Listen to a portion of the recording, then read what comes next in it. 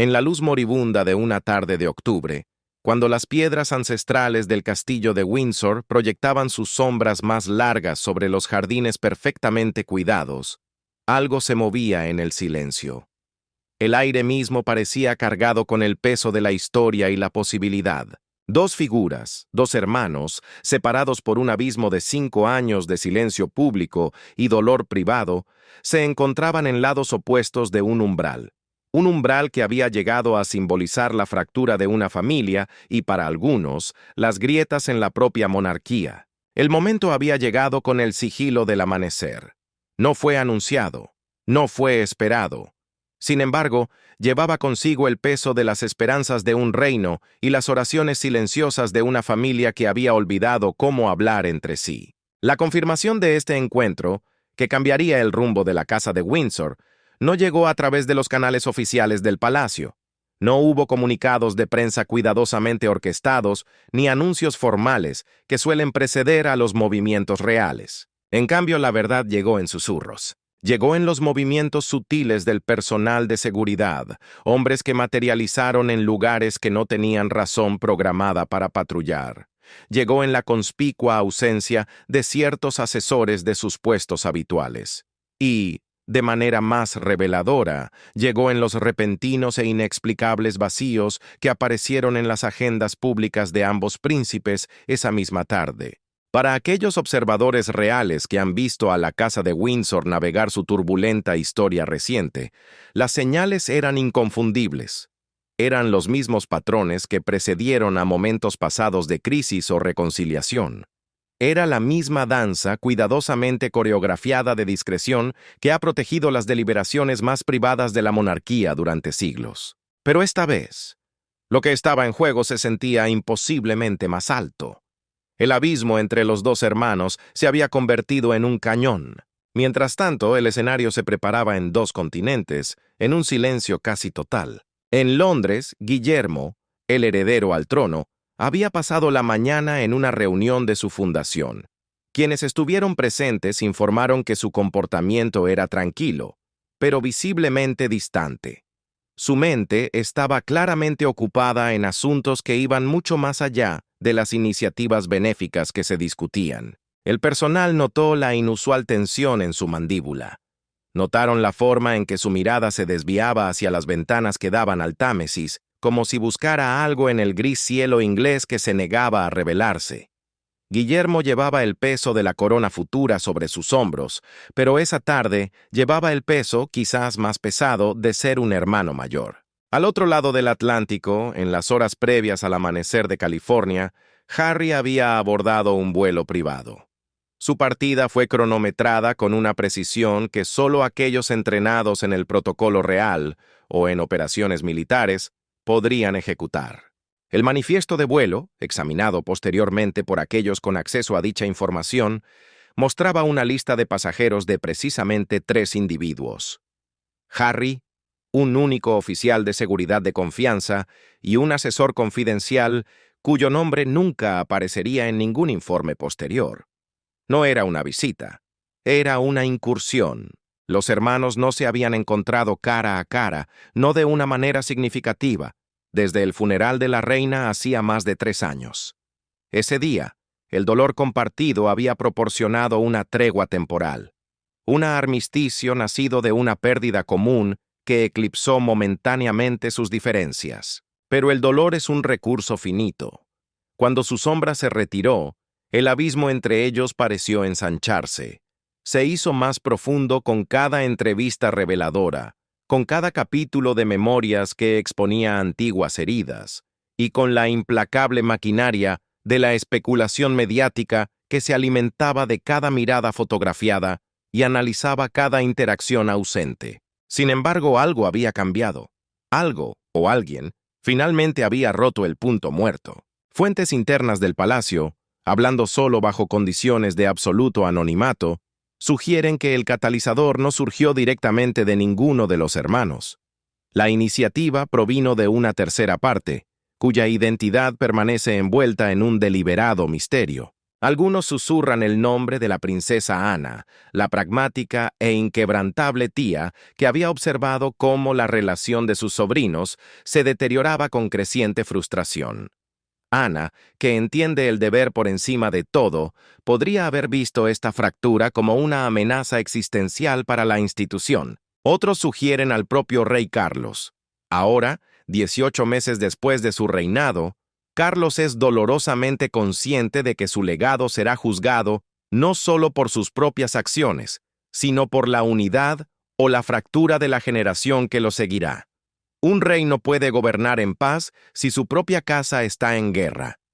La necesidad de un padre de ver a sus hijos reconciliados, combinada con el miedo de un monarca por el futuro, pudo haber sido la fuerza imparable. El lugar elegido para esta reunión sin precedentes hablaba más que cualquier comunicado. No fue el Palacio de Buckingham, con sus salones dorados y retratos vigilantes de ancestros que navegaron sus propios conflictos familiares. Eso habría sido demasiado formal, demasiado frío.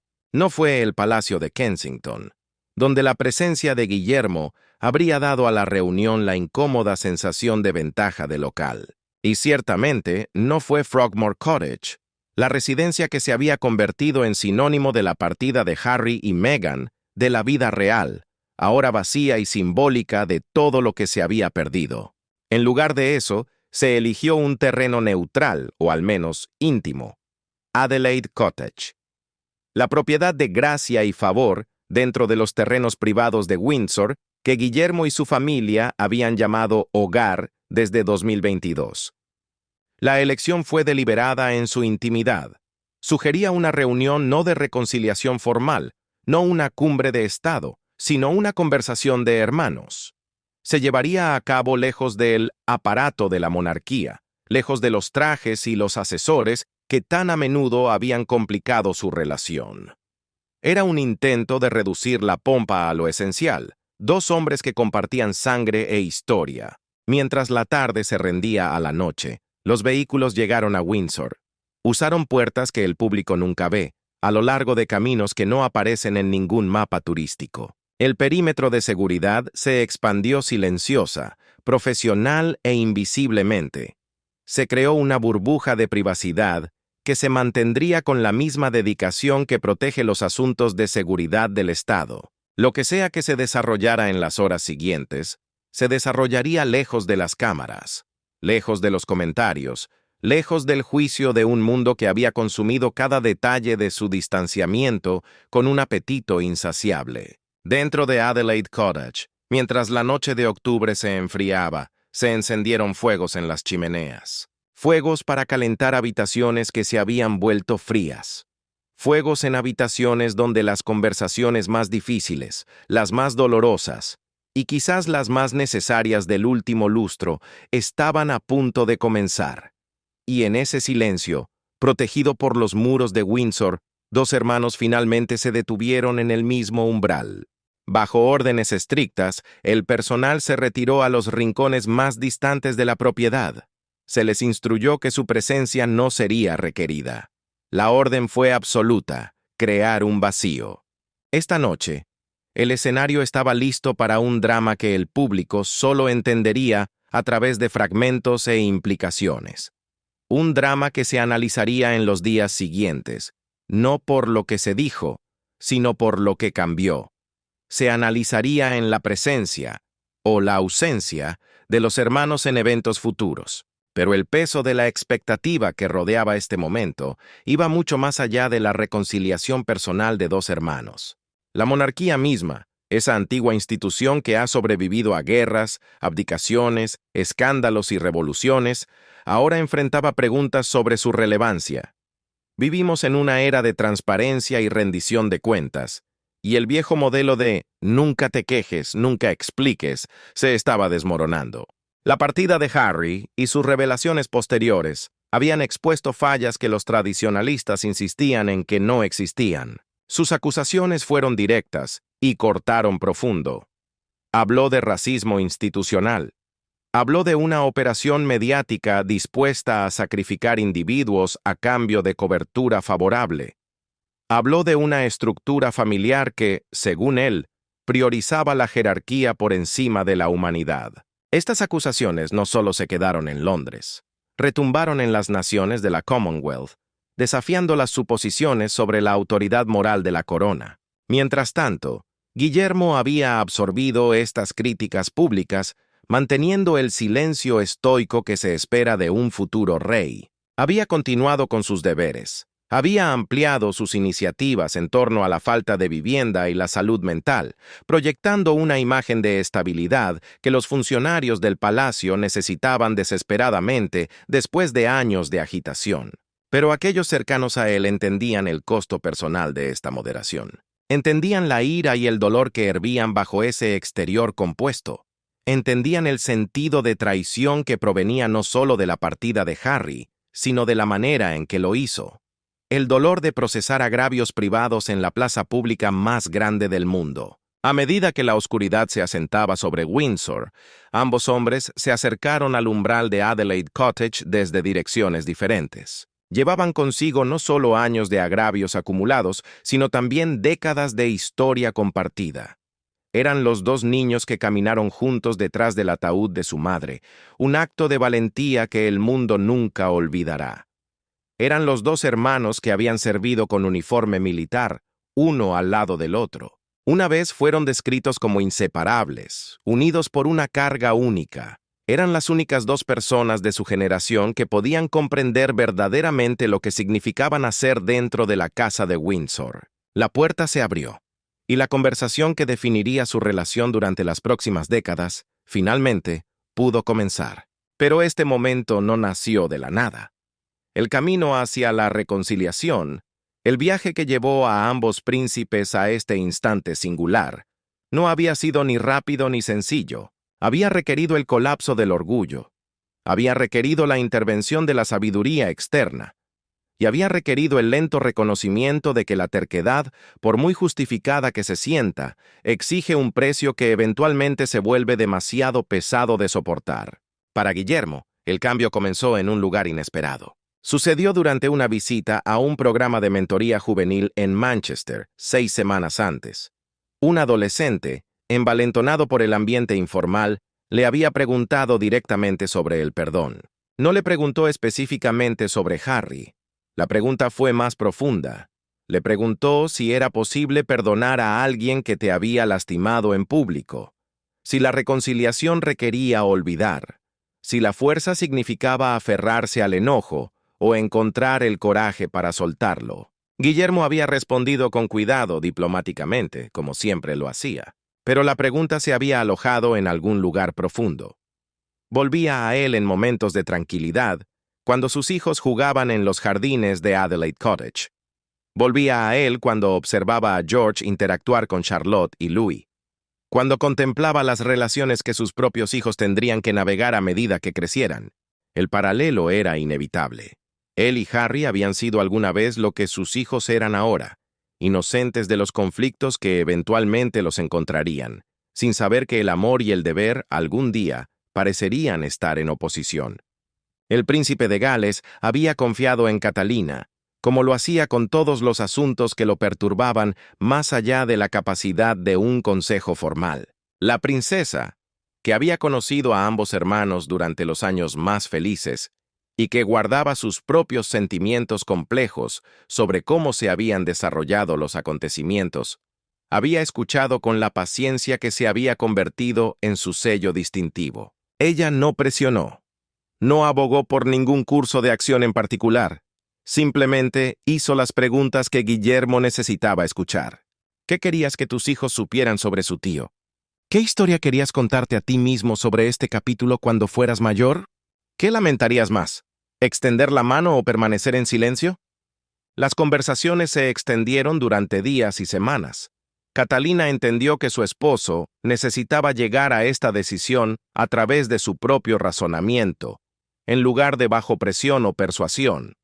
La institución de la monarquía podía exigir respuestas específicas, pero el corazón latente de un hermano requería su propio consejo. El camino de Harry no fue menos complicado. La mudanza a California había proporcionado distancia física, pero no resolución emocional. El libro de memorias que había publicado, aunque fue un éxito comercial y personalmente catártico, no había entregado la paz que él había anticipado. La lucha pública había terminado, pero la guerra interna continuaba. En California, la paz que Harry buscaba no había llegado. El libro, lejos de cerrar heridas, parecía haber creado nuevas complicaciones, nuevas críticas, nuevas razones para el distanciamiento. Meghan había observado a su esposo llevar la carga de esta ruptura familiar con creciente preocupación. Ella, quizás más que nadie, entendía que las heridas que él llevaba eran más antiguas y profundas que su propia relación. Entendía que estaban conectadas con la muerte de su madre y con los años de vida institucional que siguieron, una vida que él sintió que lo había ahogado. En las sesiones de terapia, de las que Harry había hablado públicamente como parte de su defensa de la salud mental, había comenzado un trabajo difícil. Había comenzado a examinar no solo lo que le habían hecho, sino también su propio papel en cómo se había profundizado la ruptura. El trabajo fue incómodo. Le exigía sostener múltiples verdades al mismo tiempo. Le exigía reconocer el daño genuino que sentía y al mismo tiempo reconocer sus propias contribuciones al conflicto. Le exigía comprender los problemas sistémicos dentro de la institución y al mismo tiempo ver a los individuos dentro de ella, su padre, su hermano, como seres humanos complejos, luchando con sus propias limitaciones y miedos. El catalizador, cuando finalmente surgió, vino de la fuente más inesperada. La princesa Ana, la hermana del rey, y quizás el miembro de la familia menos inclinado al sentimentalismo, se había comunicado con ambos sobrinos por separado. Su mensaje fue característicamente directo, sin adornos. Les dijo que la familia podía continuar como estaba, fracturada y a la defensiva, usando el silencio como arma y la distancia como escudo. «Oh», dijo ella, «podían intentar algo más difícil, más incierto, y en última instancia, más honesto». Ana no hizo promesas sobre los resultados. No sugirió que una sola conversación sanaría años de dolor, pero planteó una pregunta que ninguno de los hermanos pudo descartar fácilmente. ¿En 10 años?, les preguntó. ¿En 20? Cuando sus propios hijos les pregunten sobre este periodo, ¿qué les dirán? ¿Que lo intentaron y fracasaron? ¿O que nunca lo intentaron en absoluto? Esa pregunta simple y brutalmente honesta colgó en el aire, exigiendo una respuesta. La logística posterior se manejó con la precisión militar apropiada, dados los antecedentes de servicio de ambos hermanos. Se propusieron y refinaron fechas. Se coordinaron los arreglos de seguridad a través de fronteras internacionales. El círculo de conocimiento se mantuvo increíblemente estrecho, limitado a menos de 10 individuos. Todos entendían que cualquier filtración no solo avergonzaría a la familia, sino que envenenaría la posibilidad misma de una conversación genuina. El rey Carlos, al ser informado de la reunión planeada, respondió con la emoción característica que el público rara vez ve. La propia relación del rey con ambos hijos era complicada, marcada por años de intentar ser padre y soberano, y a menudo sintiendo que no lograba ser ninguno de los dos a su entera satisfacción. No interfirió en los arreglos. Comprendió que algunas conversaciones debían ocurrir solo entre hermanos, sin el peso de la expectativa paterna o la jerarquía real. Se eligió el momento con cuidado deliberado. Los hijos de Guillermo estarían en la escuela, su rutina intacta. La llegada de Harry se programaría para evitar los períodos en que la atención de la prensa sobre los movimientos reales era más alta. La reunión ocurriría en lo que parecía ser un jueves ordinario, intrascendente en todos los sentidos, excepto por lo que representaría para aquellos que sabían que estaba sucediendo. Mientras el avión de Harry descendía hacia el espacio aéreo británico, sintió la familiar opresión en el pecho que siempre acompañaba los regresos a su tierra natal. Inglaterra ya no era su hogar, pero seguía siendo el paisaje de su formación. Era el lugar donde residía cada recuerdo significativo de sus primeros 30 años. Sobrevolando la campiña que conocía tan bien, pensó en la última vez que había visto a Guillermo con genuina franqueza entre ellos. Luchó por identificar precisamente cuando la facilidad de su relación había comenzado su lento colapso. En Windsor, Guillermo, preparándose para la llegada de su hermano, se movía por su casa con una inquietud inusual. Revisaba habitaciones que no necesitaban revisión. Ajustaba muebles que ya estaban perfectamente colocados. Se sorprendía a sí mismo en pequeños rituales de ansiedad que le recordaban la espera de los resultados de un examen o las evaluaciones militares. La anticipación era física.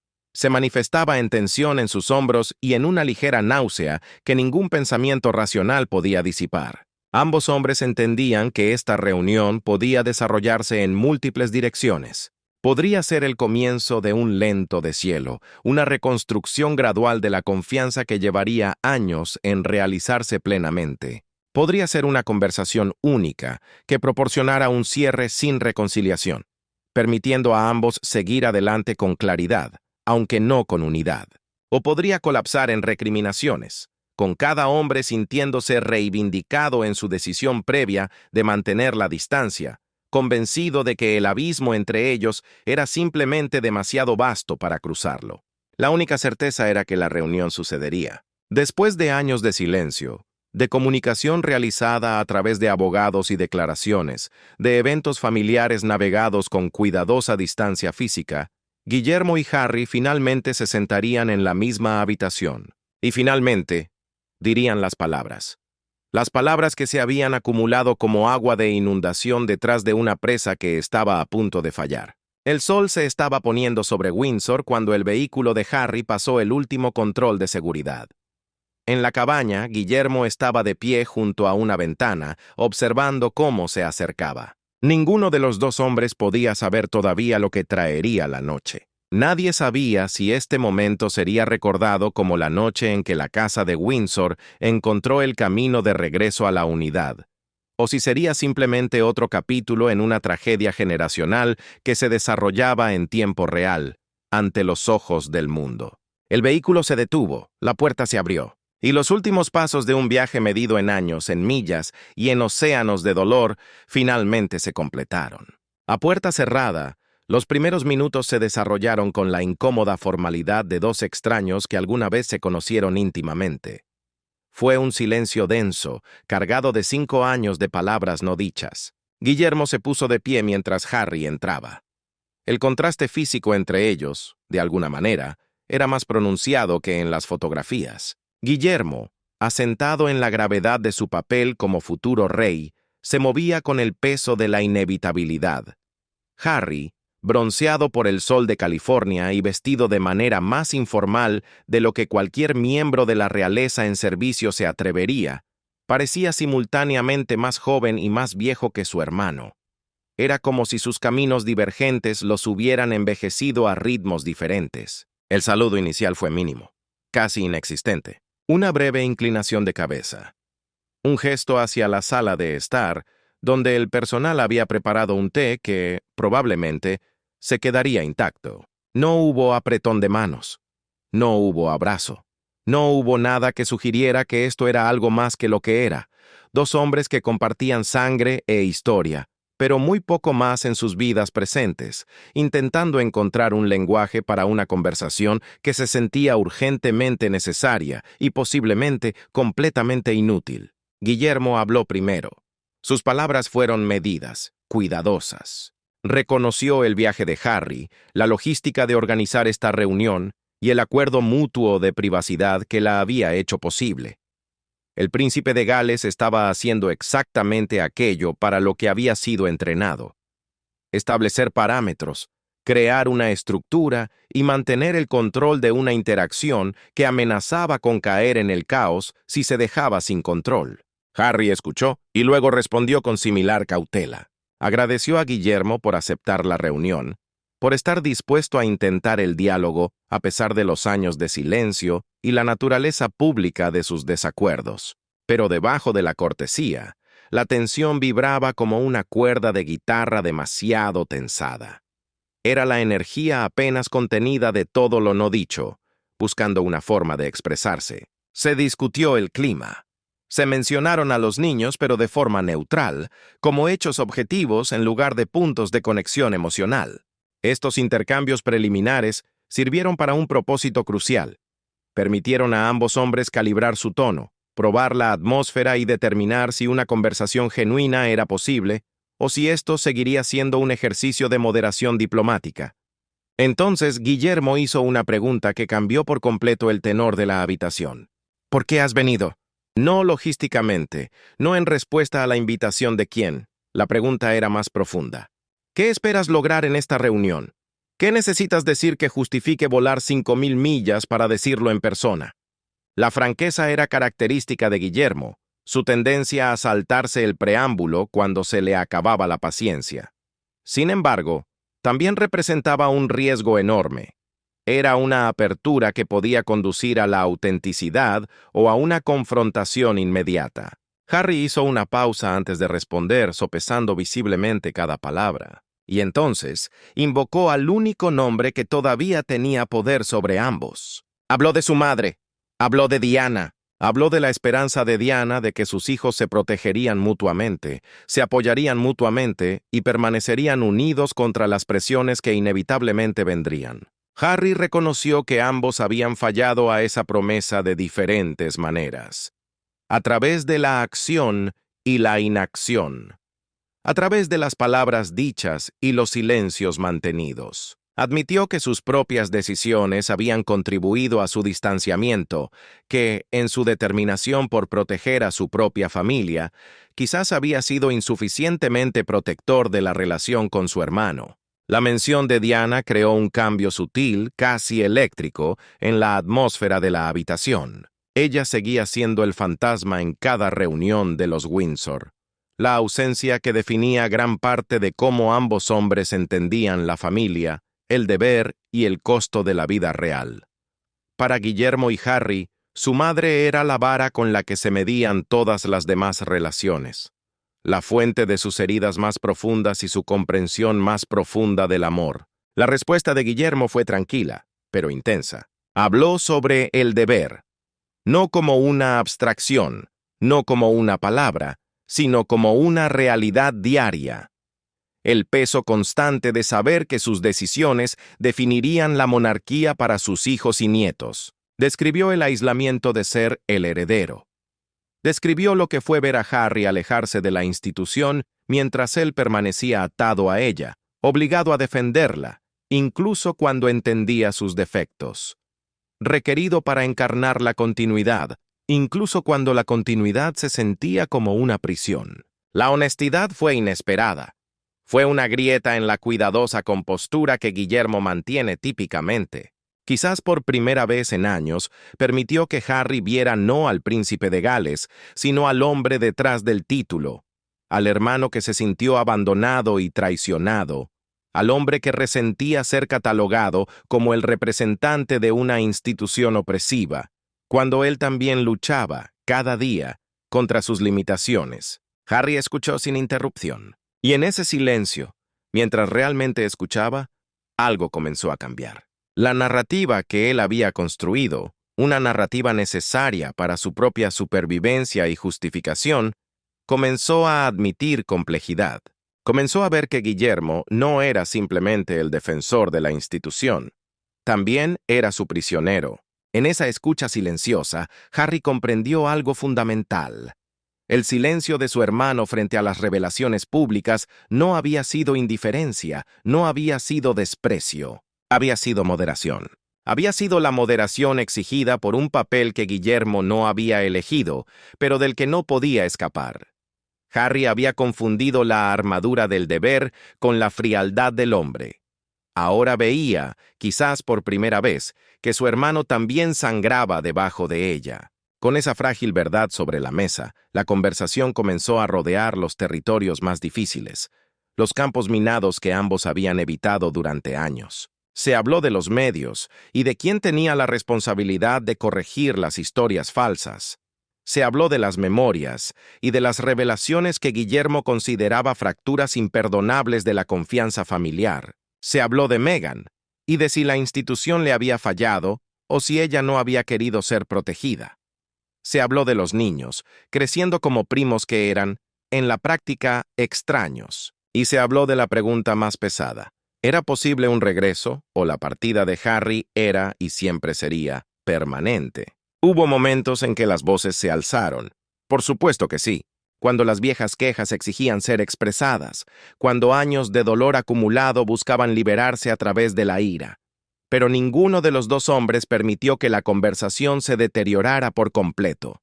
Habían llegado demasiado lejos, arriesgado demasiado, como para dejar que esto se disolviera en los mismos patrones que les habían fallado antes. Entonces, Guillermo hizo la pregunta que contenía todo el peso de la noche. ¿Te arrepientes de haberte ido? La respuesta de Harry fue cuidadosamente construida, no para evadir, sino para ser preciso. Dijo que lamentaba cómo había sucedido. Lamentaba el dolor que había causado, la naturaleza permanente de algunas de las rupturas que había creado, pero no podía lamentar la decisión en sí misma. No podía desear volver a una situación que, según él, había amenazado su salud mental y su matrimonio. Había elegido a su esposa e hijos, y, dijo con voz firme, volvería a tomar esa decisión. La admisión quedó suspendida entre ellos, honesta y brutalmente difícil. Guillermo asintió lentamente, procesando lo que significaba. Harry había elegido a su familia por encima de la familia. No fue malicioso, ni siquiera fue exactamente incorrecto, pero era una jerarquía de lealtades que no podía ser ignorada. A su vez, Guillermo reconoció algo que quizás nunca había dicho directamente. Admitió que entendía más de lo que Harry creía, que él también tenía momentos en los que quería alejarse, momentos en los que resentía la carga, momentos en los que envidiaba la libertad que Harry había reclamado. Pero sus elecciones estaban limitadas por el orden de nacimiento, por la inevitabilidad de la sucesión, por hijos que enfrentarían un escrutinio aún mayor. Él no podía seguir el camino de Harry, incluso si quisiera. A medida que la tarde se convertía en noche profunda, la conversación comenzó a cambiar. Se alejó de la acusación y se acercó a algo que se parecía a la comprensión. Sabían que no saldrían de esa habitación siendo los hermanos que alguna vez fueron. Demasiado había pasado. Demasiadas palabras se habían dicho públicamente. Demasiadas heridas se habían infligido con intención. Pero quizás podrían encontrar una relación diferente. Una construida sobre la aceptación en lugar de la expectativa, sobre la honestidad acerca de sus diferencias en lugar de la pretensión de su unidad. Harry preguntó por George, Charlotte y Louis, queriendo conocerlos como individuos, no como nombres en informes de noticias ocasionales. Guillermo preguntó por Archie y Lilibet, su sobrina y sobrino, que para él existían principalmente como fotografías. En estas preguntas, en el interés genuino que ambos hombres mostraron por los hijos del otro, existía la posibilidad de avanzar. La reunión no fue una resolución. No hubo un gran abrazo ni una promesa de que todo volvería a ser como antes. Fue una apertura. Fue el reconocimiento de que el silencio no les había servido a ninguno de los dos. Fue admitir que la elección binaria entre la reconciliación completa y el distanciamiento permanente podría admitir otras posibilidades. No volverían a trabajar juntos para la corona. Probablemente no volverían a ser los confidentes más cercanos, pero podrían encontrar una manera de volver a ser hermanos, incluso si esa hermandad se veía diferente a como lo fue antes. Cuando se acercaba la medianoche, ambos hombres estaban agotados, drenados por la intensidad emocional de horas pasadas navegando años de daños. Acordaron volver a hablar, aunque el cuándo y el cómo quedaron indefinidos. Acordaron que esta conversación seguiría siendo privada, que el público no sería tratado con otro espectáculo de la dinámica familiar de los Windsor. Y acordaron, tentativamente, que la puerta entre ellos no necesitaba permanecer permanentemente cerrada. La despedida fue menos incómoda que el saludo, aunque todavía lejos de ser cálida. Pero algo había cambiado. Se había abierto una pequeña grieta en el muro entre ellos, una grieta que podría, con tiempo y esfuerzo continuo, ensancharse hasta convertirse en un pasaje. Las consecuencias inmediatas de la reunión se desarrollaron en silencio. Hubo una conspicua ausencia de declaraciones oficiales, y hubo una cuidadosa no negación por parte de las fuentes del palacio cuando se les preguntó sobre los patrones de seguridad inusuales en Windsor. Para aquellos entrenados en leer las señales reales, el silencio mismo lo dijo todo. Las negaciones habrían sido rápidas y firmes si la reunión no hubiera ocurrido. La falta de negación, junto con la repentina falta de disponibilidad de asesores clave para hacer comentarios, contó su propia historia. El rey Carlos se enteró de la conclusión de la reunión a través de una breve comunicación privada de Guillermo a la mañana siguiente. El mensaje transmitía pocos detalles, pero confirmaba que la conversación había tenido lugar, que se había mantenido civilizada y que ambos hermanos habían acordado mantener la privacidad. Para el rey, que había visto deteriorarse la relación de sus hijos sintiéndose impotente para intervenir, la noticia trajo un cauteloso alivio. La casa no estaba reconstruida, pero al menos 2 de sus pilares habían dejado de empujar en direcciones opuestas, aunque solo fuera por una noche. En Londres, en los pasillos silenciosos del poder, el rey Carlos recibió la noticia. Él, más que nadie, entendía el peso de la corona, pero también el dolor de la paternidad. Carlos sabía que era mejor no esperar una reconciliación inmediata. Eso sería un milagro, y la monarquía no opera con milagros, opera con tiempo. Pero el hecho de que hubieran hablado, realmente hablado, representaba un progreso que él, en sus momentos más oscuros, había temido que nunca llegaría. Las propias relaciones complicadas del rey con ambos hijos pesaban mucho en estos cálculos. Carlos había pasado décadas tratando de ser el padre que su propio padre no había sido. Había intentado ofrecer calidez y compromiso, mientras que al mismo tiempo preparaba a Guillermo para ser rey y apoyaba a Harry en su búsqueda de un papel significativo dentro de la institución. Ese acto de equilibrio no había satisfecho a nadie plenamente, y menos aún al propio Carlos. El rey cargaba con la culpa de sus fracasos, incluso mientras resentía la imposibilidad de la tarea que le había sido asignada. A su lado, la reina Camila, informada por su esposo, respondió con su pragmatismo característico. Ella había observado el drama familiar desde su posición única, estando a la vez dentro y fuera de la dinámica central de los Windsor. Su perspectiva, compartida en voz baja con Carlos en momentos privados, era simple. La relación de los hermanos nunca volvería a ser lo que fue. Pero quizás no necesitaba serlo. Diferente podría ser aceptable si diferente significaba funcional. Para Camila, la función era más importante que la nostalgia. A miles de kilómetros de distancia, en California, Meghan recibió el relato de Harry sobre la noche, con una mezcla de emociones. Ella apoyaba la necesidad de su esposo de tener esta conversación. Entendía que la relación de él con Guillermo era algo separado de su matrimonio, y aceptaba que algunas heridas solo podían abordarse directamente, de hermano a hermano. Pero Meghan también cargaba con su propio dolor, su propia sensación de abandono por parte de la institución y, por extensión, de la familia que no la había defendido cuando se sentía más vulnerable. La conversación entre los hermanos no la había incluido a ella, y aunque racionalmente entendía por qué, era una herida anterior a ella. Emocionalmente, la exclusión dolía.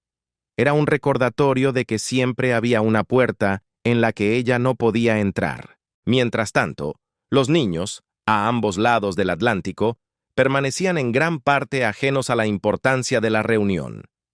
Eran la generación inocente, atrapada en la tormenta de los adultos. Para George, Charlotte y Louis, el tío Harry, ya era más un mito que una realidad. Una figura que aparecía en fotografías antiguas y en ocasionales videollamadas, pero que no tenía presencia real en sus vidas diarias. Para Archie y Lilibet, la familia real extendida era igualmente abstracta. Personas que sabían que existían, pero que no conocían como familia en ningún sentido significativo. Eran nombres en una historia que aún no entendían. En Windsor, Catalina conoció los detalles de boca de Guillermo en los días siguientes. Lo hicieron durante largas caminatas por los terrenos privados del castillo, donde las conversaciones podían desarrollarse sin que el personal o la seguridad las escucharan. La princesa de Gales tenía sus propios y complejos sentimientos sobre la partida de Harry y sus posteriores revelaciones. Sin embargo, reconoció que su esposo necesitaba espacio para procesar este contacto renovado con su hermano, sin su juicio ni sus consejos. Ella hacía preguntas en lugar de ofrecer opiniones, permitiendo que Guillermo articulara su propia comprensión de lo que la reunión había logrado y lo que quedaba sin resolver. Ella era el ancla, permitiéndole a él explorar la tormenta. Y luego estaba la maquinaria. La maquinaria del palacio, esa intrincada red de secretarios privados, directores de comunicaciones y asesores que gestionan la cara pública de la monarquía, comenzó sutiles recalibraciones. Se revisaron los planes de contingencia para futuros eventos. La posibilidad de que Harry asistiera a ciertas ocasiones familiares, previamente descartada como improbable, ahora se estaba considerando como una posibilidad remota. Las estrategias de prensa se ajustaron para dar cuenta de un estado de relación que no estaba ni reconciliado ni permanentemente fracturado. Era un limbo. Naturalmente, la especulación mediática se intensificó ante la falta de confirmación oficial. Los tabloides publicaron historias basadas en fuentes anónimas de diversa credibilidad. Los comentaristas analizaron cada fotografía de Guillermo en los días posteriores a la rumoreada reunión, buscando evidencia en su comportamiento o expresión. El vuelo de regreso de Harry a California fue rastreado e informado. El momento fue analizado en busca de pistas sobre cuánto tiempo había permanecieron en Inglaterra y si habían ocurrido reuniones adicionales. El mundo observaba, pero especialmente la Commonwealth.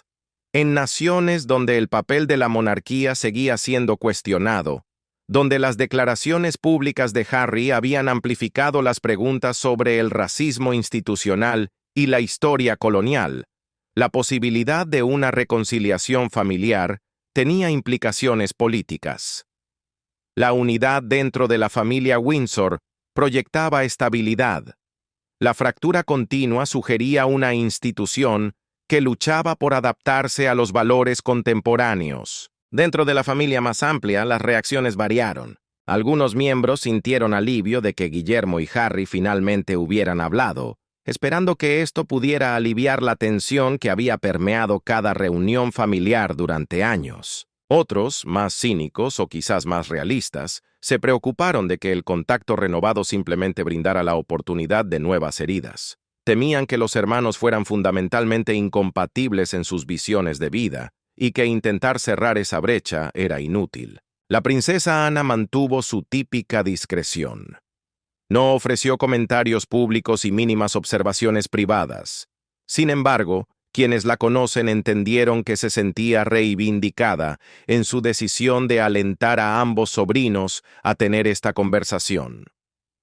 Ya fuera que condujera a la reconciliación total o simplemente a una distancia menos hostil, el intento en sí mismo tenía valor. Mientras tanto, el príncipe Eduardo y Sofía, que habían mantenido un contacto discreto con ambos hermanos durante todo el distanciamiento, esperaban que esta reunión pudiera permitir interacciones familiares más normales en el futuro. La casa Windsor había sobrevivido.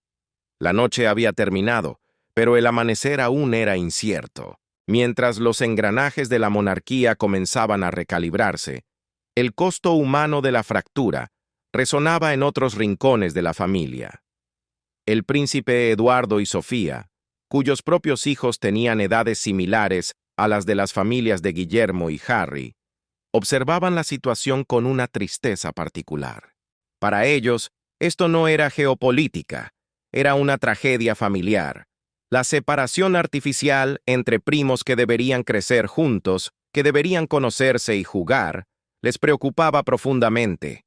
Veían a sus propios hijos y luego veían el vacío entre los hijos de Guillermo y Harry, un vacío creado por el dolor de los adultos. Esa realidad humana ahora chocaba con la planificación logística del palacio. La pregunta sobre futuras apariciones públicas se volvió central. De repente, la maquinaria de la corona se vio obligada a enfrentar un nuevo tipo de guerra fría logística. La próxima celebración del cumpleaños del rey, aunque a meses de distancia, requería decisiones. ¿Se invitaría a Harry? ¿Y si se le invitaba, vendría? ¿Y si venía, cómo se manejaría? El aniversario de la coronación, igualmente distante pero acercándose, necesitaba tener en cuenta la posibilidad de la asistencia de Harry. Cada compromiso real que tradicionalmente podría haber incluido a ambos hermanos, ahora requería una nueva y delicada consideración. El deshielo no era un evento, era un problema de planificación. En las semanas siguientes, los propios Guillermo y Harry iniciaron una comunicación esporádica. No fue con la frecuencia ni la facilidad que caracterizó su relación una década antes. No eran los dos hermanos riendo juntos. Eran mensajes de texto, breves y algo formales, pero representaban un contacto donde antes solo había un silencio absoluto. Los temas se mantuvieron seguros en territorio neutral. Hablaban de los niños, hablaban del clima, hablaban de recuerdos compartidos que eran anteriores a su distanciamiento, recuerdos de un tiempo antes de la tormenta, porque la tormenta en el fondo no había pasado. Los hermanos no habían resuelto las tensiones fundamentales entre ellos. Guillermo seguía comprometido con la institución que Harry había rechazado. Harry seguía protegiendo la independencia que había reclamado, reacio a subordinar el bienestar de su familia a las demandas institucionales. Las diferencias en sus situaciones, en sus obligaciones y libertades, creaban barreras prácticas para una cercanía genuina. Guillermo seguía siendo el prisionero, Harry seguía siendo el exiliado. Pero habían establecido que la conversación era posible, que podían sentarse en una habitación juntos sin que la interacción se disolviera en acusación o defensa. No era amistad. Apenas calificaba como reconciliación, pero era infinitamente más que el silencio helado que lo había precedido. En el contexto de donde habían estado, esto representaba un progreso significativo. Al final, el impacto más significativo de la reunión podría ser simbólico en lugar de práctico.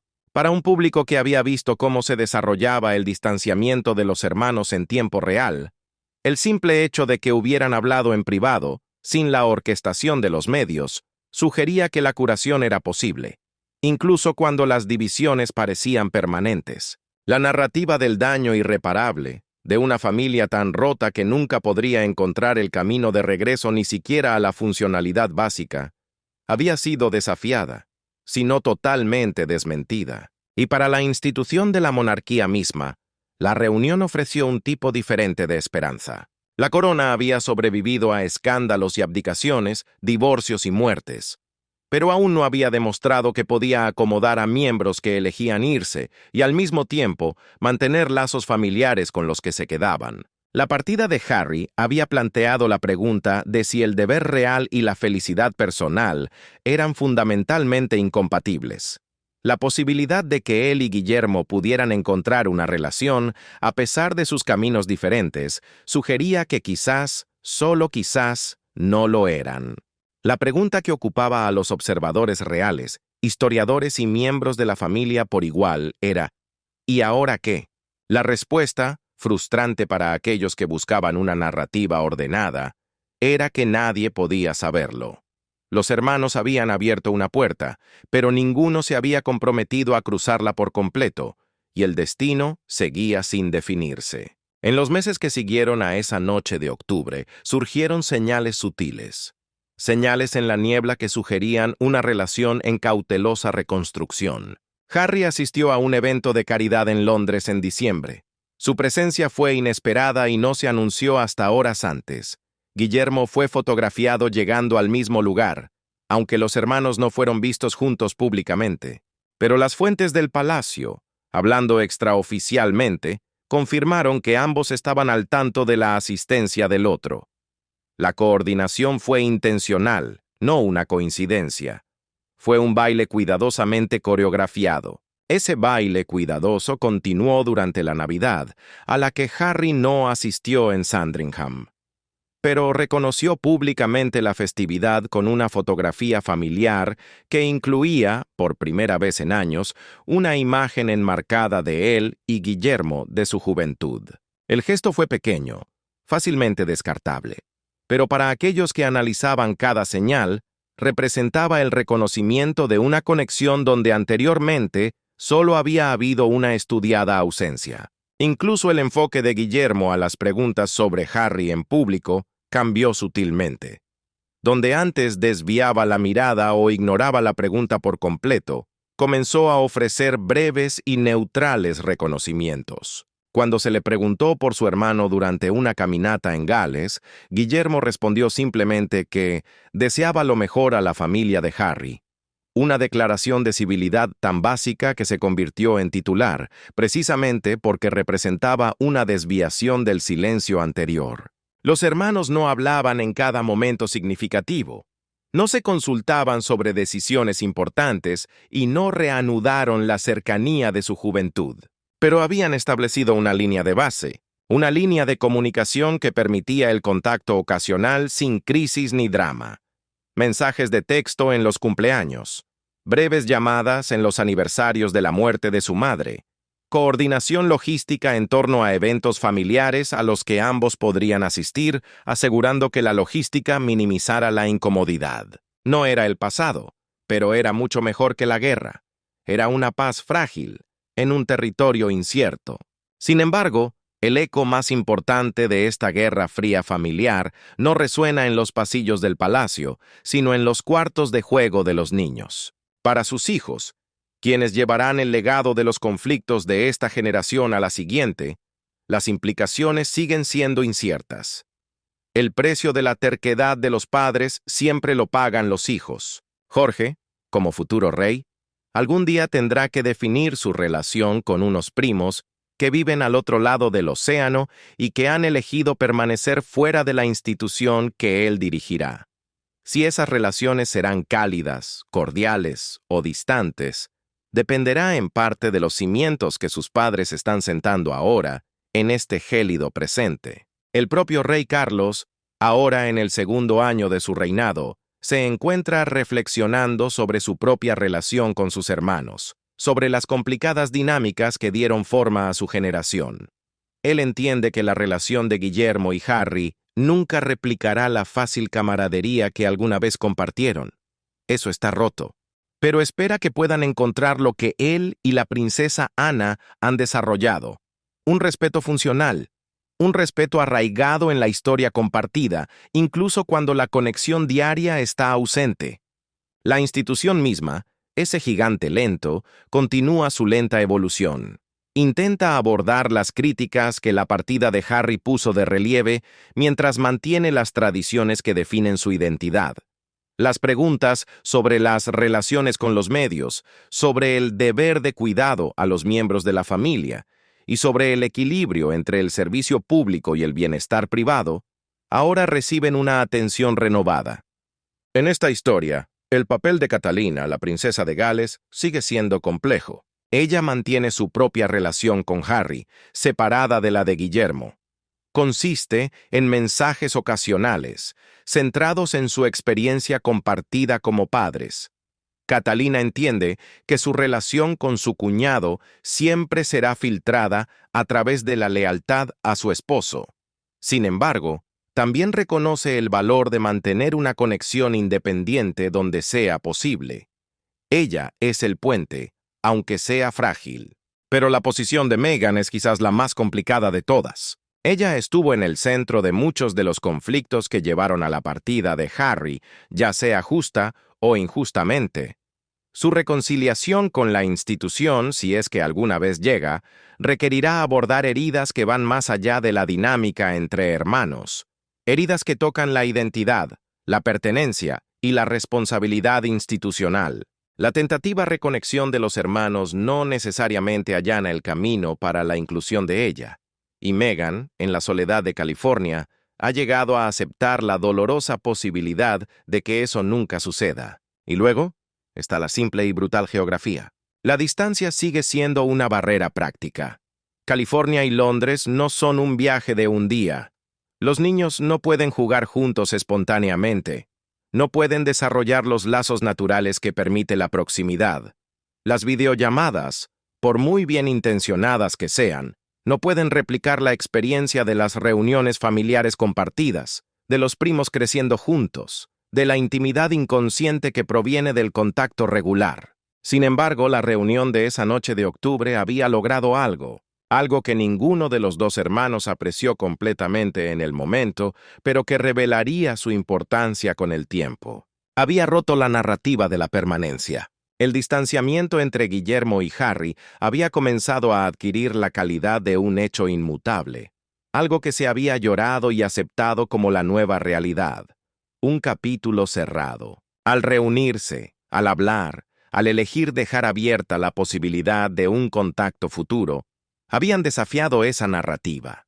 Habían demostrado que el punto final aún no estaba escrito. El futuro de su relación no seguirá una trayectoria única y limpia. Es casi seguro que habrá momentos de renovada tensión. Habrá eventos que pondrán a prueba cualquier frágil entendimiento que hayan alcanzado. Las diferencias fundamentales en sus elecciones, en sus obligaciones y libertades, continuarán creando fricción. Guillermo seguirá atado a una institución que Harry rechazó, obligado a defenderla incluso cuando hacerlo entre en conflicto con sus relaciones personales. Harry seguirá siendo el protector de su libertad, pero también compartirán momentos de conexión, instancias en las que un recuerdo compartido o una preocupación común por los miembros de la familia o la comprensión única de la carga que llevan como los hijos de Diana, crearán puentes temporales a través de la distancia entre ellos. Navegarán los hitos de sus hijos desde diferentes continentes, pero con conciencia de las experiencias del otro.